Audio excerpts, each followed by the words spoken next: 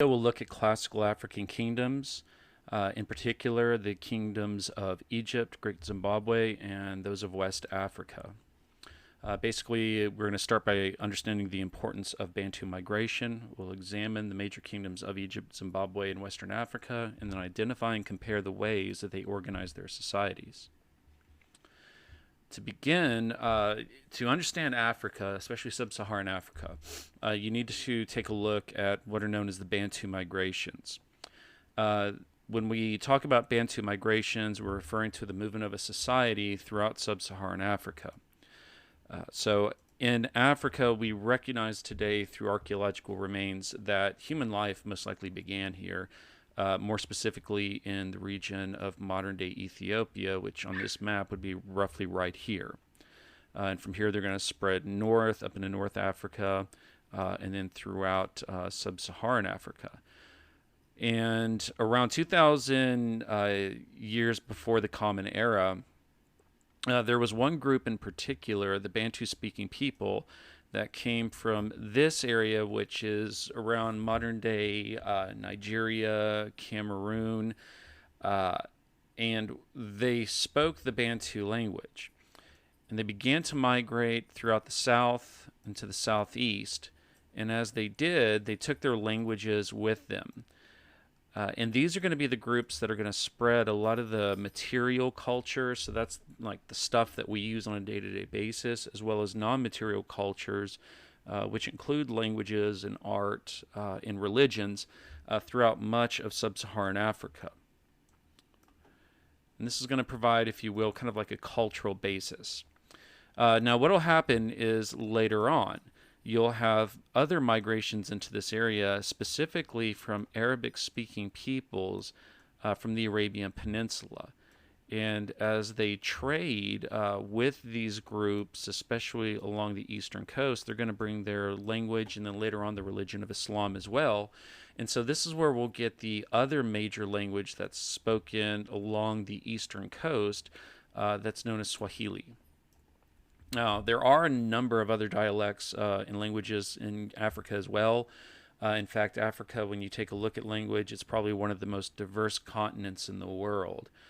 So Nigeria, for example, which is roughly right here on this map, you're talking 20, 30 languages at least that are spoken in that one country. Now, when it comes to settlement in Africa, most of the settlements will occur in your river areas, especially along the Nile River, along the Congo River, and then up here in the north along the Senegal River, the Niger River, down in the south along this Limpopo and the Zambezi rivers. Outside of those areas, you're going to have a lot of people that are going to really reside along the coastal areas as well. So pretty much if there's water, there's probably going to be people living near there. So when they settle, usually it's along rivers, it's along fertile river areas, it's along the coastlines. Now, another important area for settlement is the Sahel. So when we look at Africa, most of northern Africa sits within the desert regions of the Sahara Desert. But just south of the Sahara Desert, you have this area that's semi-arid. A lot of grasslands, a lot of plains, provides a lot of forage for nomadic peoples. And so these are going to be people that, they don't just simply wander around. They're not just out there moving from spot to spot randomly. Basically, they're going to take their animals and they'll move them from pasture to pasture in a process known as transhumance. So you'll have a lot of nomadic peoples as well as some farmers in this area. Now, throughout much of Africa, one of the main forms one of the main economic activities is still going to be subsistence agriculture, which is designed basically as agriculture for your own needs, as well as a little bit left over to sell at a market. Outside of subsistence agriculture, you do have nomadism, And there is industry developing in some of the countries, such as Nigeria and Kenya and South Africa. But really, when it comes to economic development, still heavily reliant on farming as well as resource extraction. So, drilling for oil, mining for diamonds, copper, cobalt, other metals that are used in the industrial process or that are luxury items. Now, because of rainforests and deserts, there's going to be limited settlement in some parts of Africa. Again, up here in the north, going to be limited in terms of settlement just because of environmental reasons. Down here in the Congo, the rainforests are going to limit settlement there. And then down here, of course, you have the Namib and the Kalahari deserts. Now, one type of religion that has long since been practiced throughout sub-Saharan Africa is known as animism.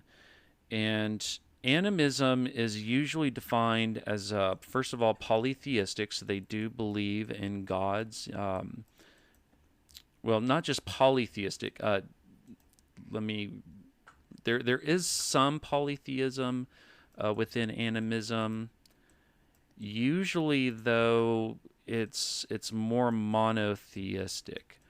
So it kind of depends on the society. Most sub-Saharan African groups that follow animism, usually they're going to have like one god, one main spiritual power that kind of directs things and is considered a creator.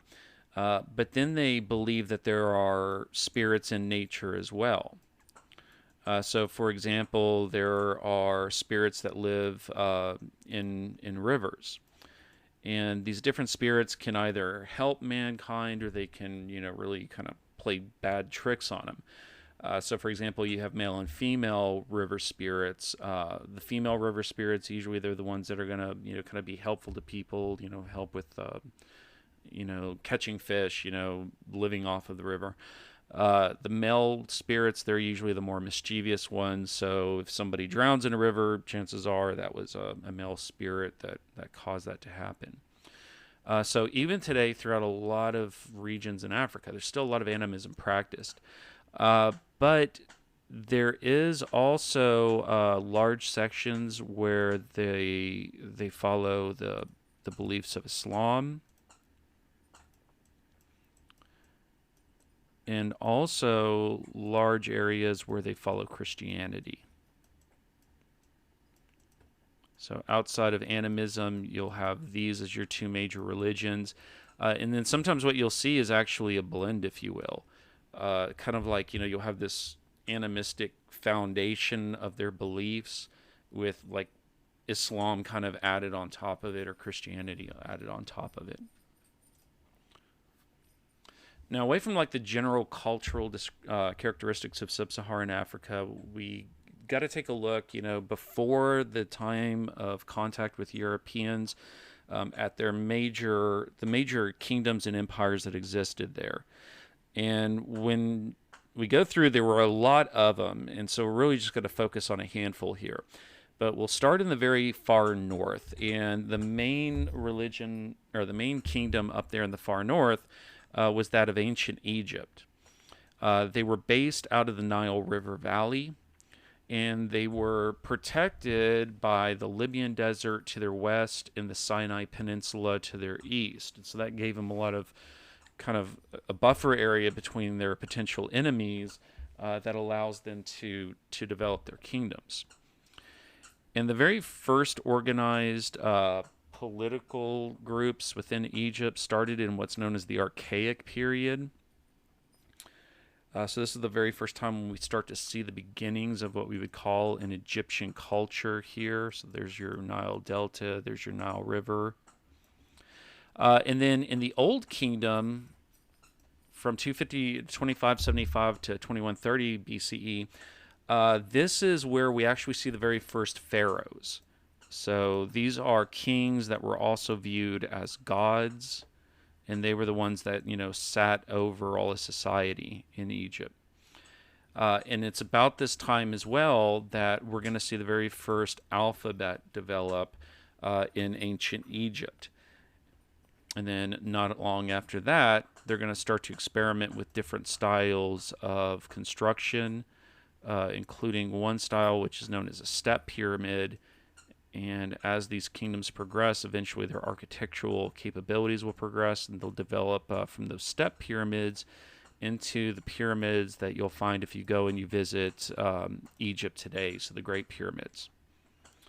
So what will happen is you'll have the Old Kingdom. This is where they start. They start developing literature and science and mathematics. And then what will happen is you'll have like if you graft it, you'll have, okay, the Egyptians are improving, they're doing great, and then all of a sudden a war or some sort of conflict, and they'll kind of crash down. And then you'll have another kingdom, so like here comes the Middle Kingdom, and then there's a war, there's a crisis, and it kind of puts them back a little bit. And then they'll have build up another kingdom on top of that, and this will be like the New Kingdom. Each time they're adding to the improvements of before, all the way up until 322 BCE.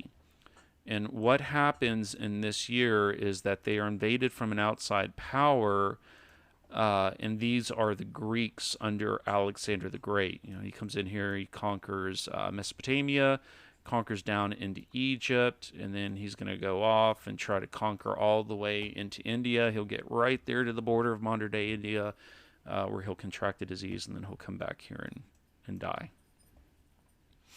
So what will happen then is, one of the guys that Alexander brings with him is by the name of Ptolemy. He's going to, when Alexander dies, all of Alexander's empire is broken up among all of his generals, and one of his followers by the name of Ptolemy, he's going to basically put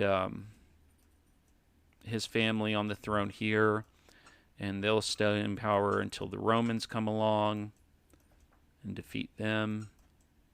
That's the famous story of Cleopatra of Egypt. She was the last of the pharaohs, and then eventually the Romans are going to be defeated by the Islamic armies under the Umayyads. Now, down here, this is another interesting kingdom. It's known as Great Zimbabwe, and it reached its peak around the 1100s. And this was a very vibrant part of the world. They had like a lot of trade between the north and the south, the east and the west. A lot of trade going back and forth across the Sahara Desert, which was tied in, down here. A lot of trade back and forth across the Indian Ocean. And it just so happens that Great Zimbabwe sat right there on that perfect little crossroads of all this activity in South Africa. So today, if you wanted to find them, they would literally be like right about up in here, right next to Lake Mutirikwi and the Limpopo River. And their trade connections with all that gold is what gave them all their power. And these folks, they were, really developed. A good example of just, how much knowledge they had is you can go there today and you can see the remains of these granite buildings. So, in our modern society, if you want to build something out of the heavy stone granite, you have to have concrete. That's the only thing that's going to keep that weight up and keep it from, these walls from collapsing in among themselves. If you go out here to these walls, like a human being standing up next to these walls would be about that size. So they are massive. And they don't use granite. They were cut so fine and put together with so much attention to detail that even today you can go, you can visit them, and there they are still standing up. And basically at this site, this was the site of one of their kings. And this king, he had all of his, palace encompassed within this structure right here. So these little circular areas inside of these walls, those would have been his main buildings, and that's where he governed his empire from. And again, spoke a dialect connected to Bantu, and then once again here you see animism, that faith that connects them to other cultures in sub-Saharan Africa.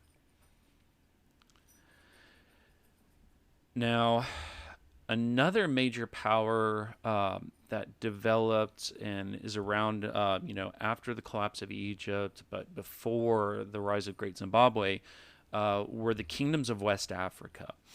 So when you study slavery, Europeans, when they first encountered Africans along the coast here, uh, Europeans had this misguided impression that there weren't any major kingdoms with, expanded learning in Africa, and they're going to use that false impression, that misunderstanding, that really kind of position of ignorance about African cultures to justify slavery among their own people. Uh, if Europeans would have actually just gone a little bit further inside, they would have found some very powerful, very wealthy, very advanced kingdoms that had a long history in this part of the world. In fact, there's a city that's going to be built and that will serve as a capital and a um, principal city for many of these empires by the name of Timbuktu. And when Europeans were still kind of living in very tiny cities and didn't really understand like that the planets go around the sun, they didn't have advanced mathematics or anything. Places like Timbuktu, you have advanced medicine, advanced mathematics. I mean, these guys are, living in really big, really densely packed cities. So really, really, developing a pretty cool culture there, way ahead of anything the Europeans had. So anyway, if we want to start with these kingdoms, you got to start with the kingdom of Ghana. This lays the foundation of it, and then Ghana, they're going to be located, right here in this area. This is Ghana. It's their borders, and they provide the foundation. So Ghana, their main religion was animism. But during the Kingdom of Ghana, you have all these caravan routes that are cutting through the Saharan desert.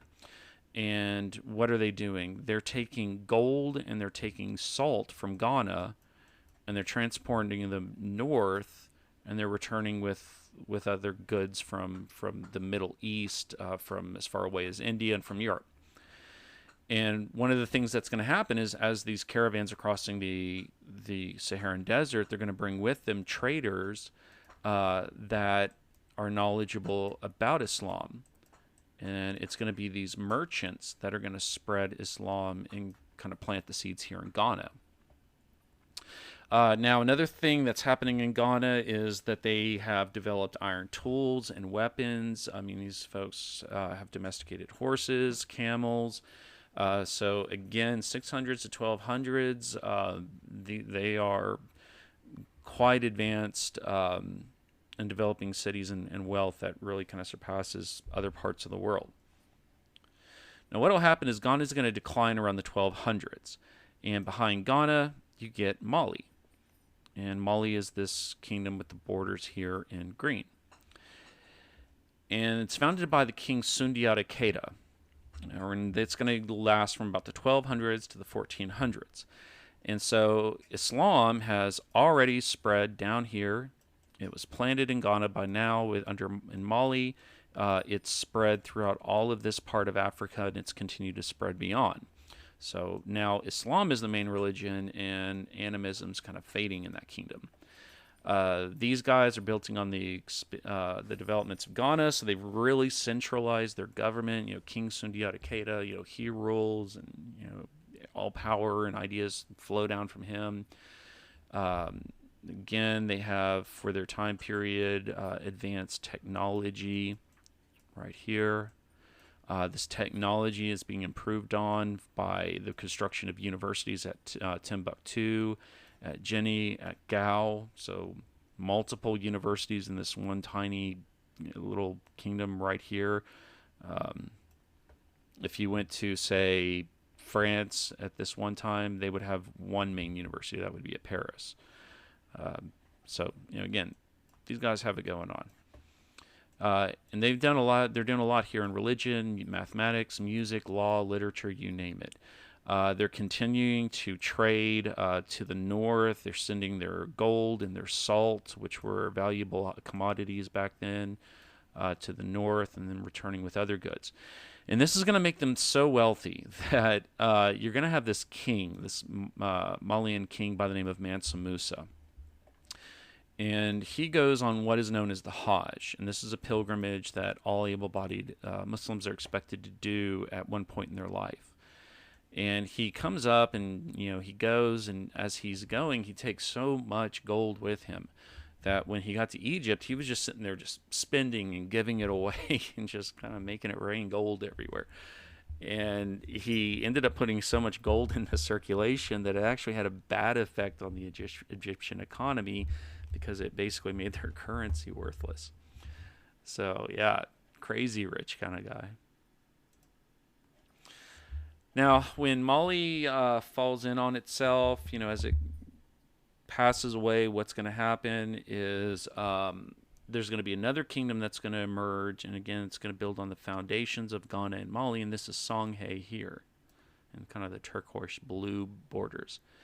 Again, building on the Malian accomplishments, centralized government, society at this point is completely unified by trade and religion. Islam is the main faith.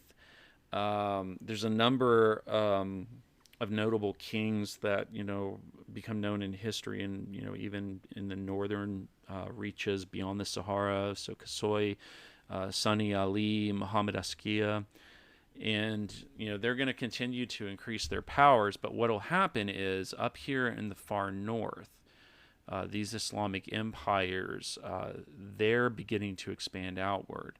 And one of the main kings up here is from modern day Morocco, and they're going to start expanding down along the coastline, and they're going to set their sights on Songhay, and it's going to be their invasions that's going to collapse that kingdom. And so again, here's the key time period right here. So what happens is, at the time that the last of these kingdoms is kind of fading from these northern invasions, this is when you're going to get Europeans that are really starting to appear along the coast. And so here at this part of Africa, you're going to have societies, these major powers that could have resisted European expansion. They're collapsing. And so the Europeans, they're going to connect with some of these coastal tribes, and they're going to start paying them for slaves. And so it's going to cause this conflict of these coastal tribes with these interior tribes. That's going to kind of add to the problems that these kingdoms are facing, and kind of accelerate their collapse. So when we look at like West Africa in particular, it's really the location for some really advanced civilizations, but they weren't the only ones. You're going to have Egypt, where you had Egypt, you had Great Zimbabwe, you had a number of others that we didn't even have anywhere near enough time to really cover in this short video. But for for future history, the thing with Africa that we have to understand when it comes to their modern society, modern challenges, is that slavery and colonialism, those are really going to cause a major disruption in their societies, in their art forms, religion, political systems, you name it. It's something that's, they're still wrestling to deal with that legacy of, all those people being taken away from them and sent overseas to the Americas, as well as all the wealth that they lost when they were colonized by the Europeans. When it comes to West Africa, the collapse of Songhay, the coming of the Europeans, that's really going to be the beginning of this next chapter in African history.